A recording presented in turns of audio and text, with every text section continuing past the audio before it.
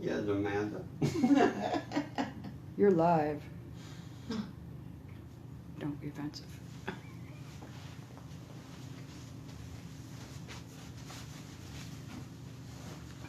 Let me know we have somebody in the room.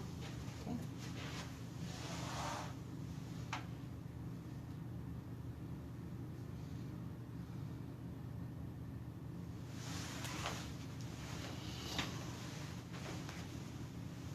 Is it going and everything look good? Yes. Anybody in there? No, not yet. It says comments will appear here. Nobody yet. See, I'm waiting for at least Brett to get in the room. Okay. Brett's watching. Okay. We'll go ahead and get started. Okay. Hello, everyone. This is Sherry DeValle with Redoubt News. We're in Montana today.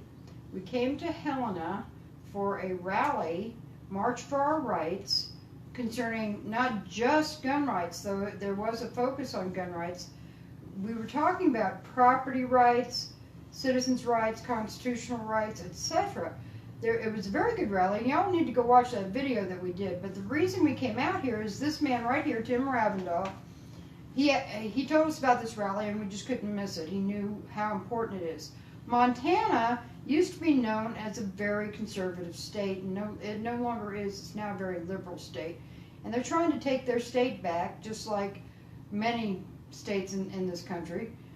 They want to get back to their roots. They want to get back to what the founders envisioned.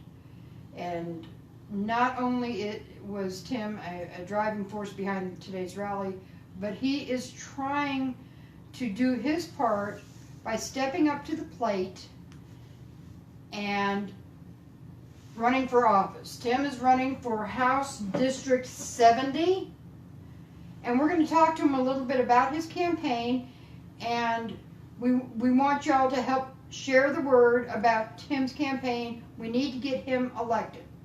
Hi, Tim. How are you? Hello, Sherry. I'm glad to have you folks here in Montana visiting us patriots that are standing up for our freedoms. Okay. Now, how long have you been running? When did you decide to throw your hat in the ring? Oh, goodness. I started actually a long time ago. I ran for county commission seat clear back in 2000 in Broadwater County. And I... Look at me. Look at me. and I ran for office, came close to having that election won without knowing anything about politics. Mm-hmm. I came back again in 6 years, and I tried again. Came even closer. And then I come back again in 6 years, and I tried again, and I darn near got it that time. Getting a seat at the table is so important because for 25 years I have been on the other side of the table trying to get a reasonable seat on behalf of the people to stand up for our rights. And from the outside, I've had a real hard time getting a message across to elected officials that it isn't in their best interest or their personal interest. So that's been part of my driving force of staying involved for the last 25 years. I have been going to the Montana legislature for the last 19 years, standing up against tyranny, if you will, testifying on the good bills for the people and testifying against the bad bills that come up before our legislature, standing on, again, our foundation of freedom and liberty, working to make sure that those bills are passing the constitutional test for the people. Many of them do not. And again, from the outside, without a seat at the table, it's very hard to get the discussion to be on those issues. And so, again, I decided when this opportunity came along here. Now, what happened was the gentleman that was holding this seat got term limited out. Is that right? That is correct. Representative Kelly Flynn, from representing House District 70, term limited out, and so he's finishing up his last term now. So that left an open seat, and I saw who immediately filed on behalf of the Republican Party, and I said to the local committee that there was no way I could stand by and watch, I'll say, a liberal, less than conservative Rhino step up and take that seat, because Kelly was serving honorably as a conservative, and I thought we can't do anything except better from there. We cannot go backwards. The local Republican committees weren't putting anybody up that was in a conservative position that I could see, so I filed. Okay, let's talk about your top 3 planks of your campaign. What are your top? Now I know you have a lot of issues, but I want to hear your top 3 issues. My number 1 top issue is protecting the property rights of the people. Now, property rights encompass several different things. Real estate. I go a long ways back on fighting the battle of property rights. Stewards of the Range a long time ago took on the battle on Hage versus United States. Right. Wayne Hage went up against the monster of the federal government, taking those private property rights and the inherent rights of water and grazing that go with those. Those are property rights that we have had in our state since statehood, and those rights are systematically being taken. Those real property rights, again, are the foundation of our freedom. Absolutely. And you've had some big issues in Montana concerning property rights, including Joe Robertson. Good friend. It's just insane that Joe has had to go through his ordeal with the federal government. But I will honestly say the failure started with local government. Local conservation districts are charged with protecting our water under the 310 law, which is a state statutory law. And they failed to do anything there. They passed that on to Army Corps of Engineers and the EPA. Those federal government overreach went into this situation, and I was up and walked the whole entire stretch of that drainage that they claim is hurting the waters of the U.S.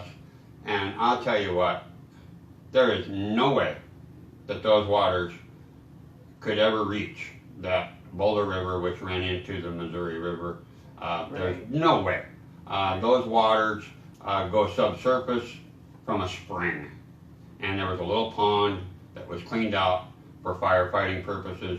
It was total abuse of the Army Corps and EPA of those property rights.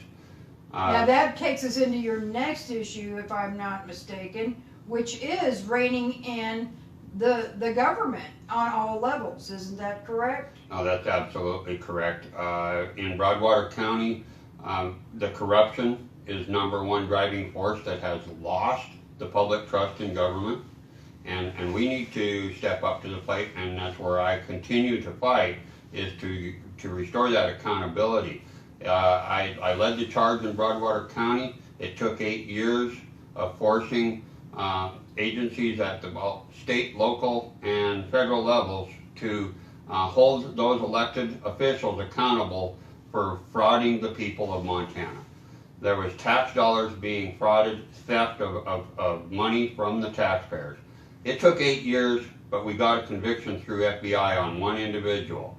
That conviction of felony fraud was a win for the people of Montana, but unfortunately the laws of Montana did not provide enforcement to go after the elected officials that were also responsible. And that went clear up to the governor of Montana. Now that story they're going to be able to find on your campaign website or on your personal website? I would say that story is probably more on my personal information, because I didn't get that into my campaign, but you know what? I'm missing the boat here. That needs to be out there, because people need to know about that story as well. They do, and I believe that story may be on redoubtnews.com as well, because you and I talked about that, and I think that you helped write that story up for us, didn't you? Yes. Back when we broke that story as far as getting the conviction and fighting that fight, we did get together. Yeah, that's an important issue. Everybody does need to look it up. Now, your third plank, isn't that, correct me if I'm wrong, isn't that gun rights? I am probably the most engaged warrior, if you will, on our Second Amendment rights. I have been going again to our Montana legislature for 19 years, testifying on bills on behalf of the people. We have an average of 6 to 10 bills introduced every legislation. Some of them I want to support, but they are just another law on the books. The number one bill that I've pushed for and fought for is our constitutional carry, because all of these other laws are just secondary and irrelevant if we have a constitutional carry right in Montana. Our Constitution, Article 2, Section 12, clearly states the rights of the people to keep and bear arms shall not be called into question. That is actually stronger than the United States Constitution on our Second Amendment. Shall not be called into question. Yes. Okay. And our lawyers and agencies have abused that, stretched that, used policy to trump law, used policy to trump regulation, used policy to trump our constitutional rights. And I have fought that. Right here in Helena, Montana, the city of Helena adopted 5-1-32 city ordinance that prohibits the carrying of weapons in any place open to the public. Now, if that's not calling our right into question, I don't know what is. Yeah, absolutely. The state of Montana adopted a policy to follow that ordinance and prohibited us from carrying weapons on, for example, the rally today on our state capitol steps, owned by the people. We are no longer able to carry weapons onto the state capitol grounds. So we are working on making sure that we keep that fight on the spotlight, because that isn't also calling our right into question. The state continues again to use policy to trump our constitutional rights, and I will fight that till I can't fight it no more. Has the NRA given you a rating? Yes, I've gotten an A rating from NRA. Oh, that's excellent. NRA A rating. I'm sorry, keep going. And I've been, again, at the legislature, standing shoulder to shoulder with our national representatives on our Second Amendment rights, standing and fighting for our Second Amendment rights. Who are some of the other people that have endorsed your campaign? I have Sheriff Jay Prince. I'm not sure if anybody knows the sheriff, but him and Sheriff Mack took the federal government to task on forcing legislation down the throats of the people on the Brady bill. And that went to the Supreme Court, and that bill, or that challenge, won on behalf of the people. The federal government has no authority to do that, and that decision still stands on the books. Sheriff Prince is a good friend of mine, has been on the battlefield again, shoulder to shoulder, and he is also on the board of directors of NRA now. Awesome. Who else do you have? I've got Dan Happel, who is one of the most fierce warriors I can say at a level of politics. He's been as vice chair of the Republican committee here in Montana. He's got a show that he calls Connecting the Dots. You might find that on the internet. Dan Happel, Connecting the Dots. And the man does his research, does his homework, and he's a true patriot and fights for the rights of the people. Okay. Fred Kelly. Pardon me? Fred Kelly Grant. Oh, my longtime friend I met in 1993 in Red Lodge, Montana, one of the first seminars that Fred Kelly Grant brought out on tour, part of the Stewards of the Range at the time, and on coordination. In 1993, I met Fred, and we have been friends and fellow battlefield warriors ever since. Fred and I go back again for many years, and he has openly endorsed me, knowing where my position has been. We have been fighting for 25 years plus on getting coordination, giving the people a seat at the table in local government. Well, it sounds to me, if I remember right, on your website, you've got, what did you tell me, 75 to 100 possible endorsements? There are dozens and dozens. There are a lot of people that support me in the district as well as across the nation. Again, because I've been involved for so long, many people know who I am and know that I'm not a politician wanting to play games with our rights. They know I'm a warrior wanting to fight for our rights, and there is no other option. Well, you've certainly been in the trenches for a long time, just as a regular citizen. And that speaks volumes to me of how much more you can do as an elected official. Absolutely. I started really when I was 13 years old, when I went up against Montana Fish and Game on a management decision where they were wanting to kill cow elk in March and April, which is insane. It's biologically unacceptable. And as a young kid, my dad said, if you want to fight it, you got to go fight it.